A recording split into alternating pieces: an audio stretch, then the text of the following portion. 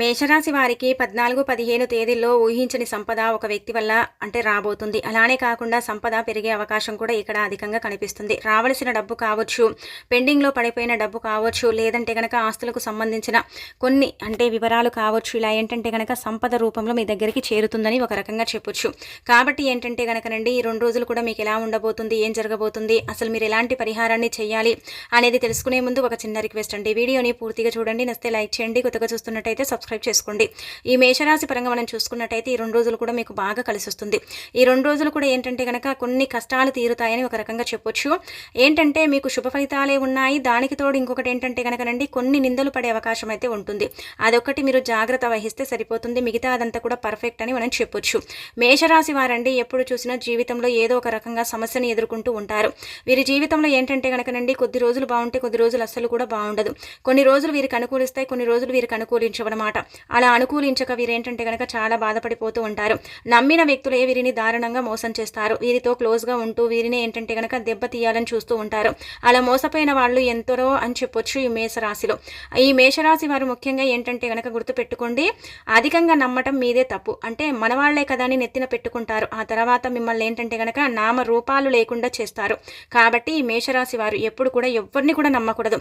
మీ సొంత వాళ్ళైనా సరేనండి, వాళ్ళని ఎంత నమ్మాలో అంతే నమ్మండి. మరీ క్లోజ్గా నమ్ముతామా, మన పర్సనల్ విషయాలు చెప్పుకుంటామా, ఆ పర్సనల్ విషయాలన్నీ కూడా గనక వీరి ద్వారా బయటపడతాయి. మళ్ళీ ఏమీ తెలియనట్టు వీరు మన ముందు నటిస్తూ ఉంటారనమాట. ఈ క్లోజ్గా ఉండే వాళ్ళను కొంచెం అవాయిడ్ చేస్తే చాలా మంచిది. ఇక ఆ తర్వాత మేషరాశి వారికండి జీవితంలో కొన్ని సమస్యలు వస్తూ ఉన్నాయి, పోతూ ఉన్నాయి. ముఖ్యంగా ఆరోగ్యానికి సంబంధించిన కొన్ని సమస్యలతో కొంచెం సఫర్ అవుతున్నారు. ఆరోగ్యానికి సంబంధించిన సమస్యలు ఏమీ లేదు. కొంచెం గనక శరీరానికి సంబంధించి బాగా నొప్పులు రావటం, లేదంటే గనక కంటికి సంబంధించిన సమస్య రావటం, బాగా తలనొప్పి లేవటం, ఇలాంటి సమస్యలతో కొంచెం సఫర్ అవుతున్నారు కదా. అవి కూడా ఇప్పుడు తొలగే అవకాశాలు అయితే క్లుప్తంగా కనిపిస్తున్నాయి. గుర్తుపెట్టుకోండి, దైవారాధన చేయండి. మీ యొక్క గ్రహబల ప్రకారం గనక దైవానుగ్రహం లేదనమాట. దైవానుగ్రహం లేక కొన్ని ఇబ్బందులు అనేవి మీ జీవితంలో క్రియేట్ అవుతున్నాయి. వాటి నుంచి మీకు విముక్తి కలగాలి, దైవానుగ్రహాన్ని కలిగించుకోవాలంటే గనక రేపు మనకు మకర సంక్రాంతి కదా, 14వ తేదీ 2025 సంవత్సరం జనవరి 14వ తేదీన మకర సంక్రాంతి రాబోతుంది. ఈ మకర సంక్రాంతి రోజున ఎవరైతే శివుణ్ణి ఆరాధిస్తారో, పూజిస్తారో వారికి ఉండే సమస్యలన్నీ కూడా పోతాయి. జాతక దోషాలు పోవటంతో పాటు వారికి చక్కటి యోగం అనేది సిద్ధిస్తుంది. సంవత్సరం అంతా కూడా బాగుంటుంది. జాతకంలో ఉండే కొన్ని రకాల ఇబ్బందులతో పాటు ఎంతటి చందాలమైన జాతకమైనా సరే మెరుగుపడుతుందని పురాణాలే చెబుతున్నాయి. గ్రహాల మార్పుల వల్ల కనుక కొన్ని ఇబ్బందులు వస్తాయి కదండి. గ్రహాలు నీచ స్థాయిలో నడిచినప్పుడు, గ్రహస్థితి బాగాలేనప్పుడు ఇలా మనకి కొన్ని ప్రభావాలు వస్తూ ఉంటాయి. వాటి వల్ల మనం చాలా సఫర్ అవుతూ ఉంటాం. అదంతా కూడా మన రాశిపై ఆధారపడి ఉంటుంది. కాబట్టి మీరు గుర్తు పెట్టుకోండి, ఇలా శివారాధన చేయండి. శివుడికి నమస్కారం చేసుకోవటం, దీపారాధన చేయటం, శివాలయానికి వెళ్ళటం, అలానే కాకుండా కొంచెం కనుక దాన ధర్మాలు చేయటం, ఇలాంటివి చేస్తే చాలా మంచిది. కుదిరితే రేపు కనుకనండి ఆవుకు ఆహారం పెట్టండి మీ చేతుల ద్వారా. ఇంకా అద్భుతమైన ఫలితం వస్తుంది. అద్భుతమైన ఫలితాలతో మీరు తీసుకెళ్లే అవకాశం కూడా ఉంటుందన్నమాట.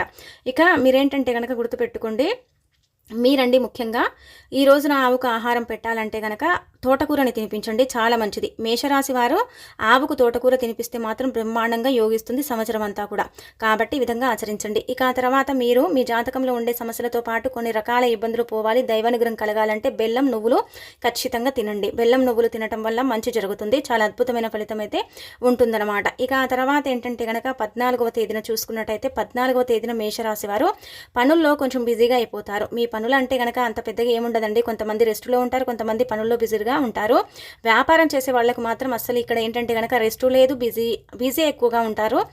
పనుల్లో నీలమైపోతారు. ఎక్కువగా వ్యాపారం అభివృద్ధిలోకి తెచ్చుకోవాలి, వ్యాపారం బాగా సాగుతుంది కదా అన్నట్టు కనుక వ్యాపార సంస్థల్లో ఎక్కువగా తపన పడిపోతూ ఉంటారనమాట. ఇక అలానే కాకుండా కనుక ఇక్కడ చూసుకున్నట్టయితే కొంచెం బిజినెస్ చేసే వాళ్ళకు కూడా అంత ఇక్కడ అనుకూలంగా లేదండి. అనుకూలంగా లేదంటే కనుక కొంచెం శ్రమ పెరిగే అవకాశం ఉంటుందన్నమాట. ఇలా వ్యాపారం చేసే వాళ్ళకు కూడా కొంచెము లాభదాయకం అని చెప్పొచ్చు. అక్కడ కనుక పని పెరిగే అవకాశం అయితే ఉంటుంది. ఇక తర్వాత మీకు ఉదయం నుంచి సాయంత్రం వరకు కూడా కొంచెం బిజీగా ఉంటారు. పిల్లలతో గడుపుతారు, ఫ్యామిలీ మెంబర్స్తో గడుపుతారు. ఆనందకరమైన రోజు అని చెప్పొచ్చు. అలానే కాకుండా బంధువర్గంతో కూడా కలిసే అవకాశం ఉంటుంది. బంధుమిత్రులతో సెలబ్రేషన్ చేసుకునే అవకాశం ఉంటుంది. బంధుమిత్రులతో బాగా మీరు కనుక కలిసే అవకాశం అవకాశాలు ఉంటాయి. ఎక్కువ బంధువులు అంటే పరిచయాలు ఏర్పడతాయి. కొత్త పరిచయాలు ఏంటంటే కనుక గుర్తుపెట్టుకోండి, మీకు అంటే చాలా వరకు కూడా నష్టాలు కలిగిస్తాయి. కొత్త పరిచయాలకు కొంచెం దూరం ఉంటేనే చాలా మంచిదని చెప్పొచ్చు. అలానే కాకుండా ఏంటంటే కనుక స్నేహితుల పరంగా కూడా ఏంటంటే కొంచెం ఇబ్బందికరంగా ఉంటుంది. అందుకే అంటే స్నేహితులను కొంచెం అవాయిడ్ చేస్తేనే చాలా మంచిది. ఏ విషయాలను కూడా అంతగా మీరు పట్టించుకోకండి, చెప్పకండి. ఈ 14వ తేదీ మాత్రం మీకు బాగానే ఉంటుంది. ఎక్కడ కూడా ఏ ఇబ్బంది ఉండదు. కొంచెం కొత్త పరిచయాల వల్ల ఏంటంటే తెలియని ఇబ్బంది అంటే వచ్చే అవకాశం అయితే ఉంటుందన్నమాట. కాబట్టి అదొకటి చూసేసుకుని సరిపోతుంది. ఎవరైనా మీతో మాట్లాడేటప్పుడు మీరు మొండిగా ప్రవర్తించకండి. మీ మొండితనం ఏంటంటే కనుక కొన్నిసార్లు మిమ్మల్ని ఇబ్బందికి గురి చేస్తూ ఉంటుంది. కాబట్టి మొండితనాన్ని వదిలేయండి. ఒకరి ద్వారా ఏంటంటే కనుక కొంచెం ఇబ్బంది కలిగిందనుకోండి, వారిని అవాయిడ్ చేసేయండి. వారు మాట్లాడుతున్నారు, వారు మిమ్మల్ని ద్వేషిస్తున్నారంటే ఆ వ్యక్తిని మీరు దూరం పెట్టడమే చాలా మంచిదని చెప్పొచ్చు. కాబట్టి ఈ మేషరాశి వారు ఇలాంటి జాగ్రత్తలు వహించండి. మిగతా అదంతా కూడా బాగానే ఉంటుంది. ఈరోజు ఆనందంగా ఉండగలుగుతారు, హ్యాపీగా అంటే గడపగలుగుతారు. ఫ్యామిలీ పరంగా కూడా బాగా కలిసి వస్తుందని చెప్పొచ్చు. ఇక తర్వాత 15వ తేదీ చూసుకున్నట్టయితే 15వ తేదీ 2 గంటల వరకు కూడా బాగానే ఉంటారండి.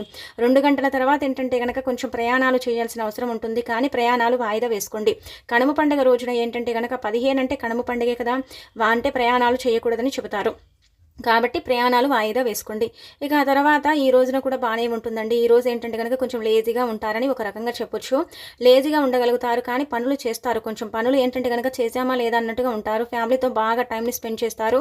ఫ్యామిలీకి ఎక్కువగా ఇంపార్టెంట్ ఇస్తారు. అలాగే కాకుండా ఏంటంటే భార్యాభర్తల మధ్య విభేదాలు తొలగిపోయి కలిసే అవకాశం ఉంటుంది. ప్రేమికుల పరంగా కూడా ఇక్కడైతే బాగుంటుంది. ఎలాంటి ఇబ్బంది అయితే లేదు. అమ్మ నాన్నకి ఎవరికైతే అనారోగ్య సమస్యలు ఉన్నాయో అవి తొలగిపోతాయి. కొంచెము అంటే హ్యాపీనెస్ అని చెప్పొచ్చు ఒక రకంగా. ఇంకా అలానే కాకుండా మీకు మిగతాదంతా కూడా బాగానే ఉంటుంది. కానీ ఒక రకంగా చెప్పాలంటే కనుక కొంచెం ఏంటంటే ఆలోచనలు పడిపోతారండి. అసలు ఏం చేసుకోవాలి, ఏం చేస్తే ఇంకా మేము లైఫ్లో ముందుకు వెళతాం అన్నట్టుగా ఆలోచన ఉంటూ ఉంటుంది. కానీ పైకి కనిపించదు. మనసులో ఆలోచించుకుంటూనే మీరు ఏంటంటే కనుక పైకి అంటే నవ్వుతూ కొంచెం హ్యాపీగా కనిపిస్తారు. కానీ తెలియని మనసులో ఒక బాధ అనేది మిమ్మల్ని ఇబ్బంది పెడుతూ ఉంటుందన్నమాట. ఇక అలానే కాకుండా ఈ రోజు ఏంటంటే కనుక మీరు గుర్తుపెట్టుకోండి, మీ యొక్క కుటుంబ సభ్యుల పరంగా ఏంటంటే కనుక ఒక వ్యక్తి కారణంగా మీకు డబ్బు అందుతుంది చేతికి. అంటే డబ్బు అంటే కనుక మీరు ఫైనాన్షియల్గా కావచ్చు, ఆర్థికంగా కావచ్చు, ఒక చిట్టి రూపంలో కావచ్చు, ధనం వచ్చే అవకాశం ఉంటుంది. నార్మల్గా ఏంటంటే కనుక బంధువర్గం నుంచి డబ్బు వస్తుందండి. బంధువర్గం నుంచి డబ్బులు వచ్చే అవకాశాలు అయితే ఇక్కడ అధికంగా కనిపిస్తున్నాయి. అంటే పెట్టుబడుల కోసం కావచ్చు, లేదంటే కనుక వ్యాపారం కోసం కావచ్చు, ఇక్కడ ధనం చేతికి అందుతుంది. ఒక వ్యక్తి కారణంగానే ఏంటంటే కనుక మీకు లాభదాయకము, ఊహించని సంపద కూడా మీ చేతికి రాబోతుంది. పెండింగ్లో ఉన్న ఆస్తి తగాదాలకు సంబంధించిన అంటే చర్చ కూడా జరిగే అవకాశం ఉంటుంది. ఎవరికైతే స్థిరాస్తులు కావాలనుకుంటారో వాటిపై చర్చించే అవకాశాలు కూడా ఉంటాయి.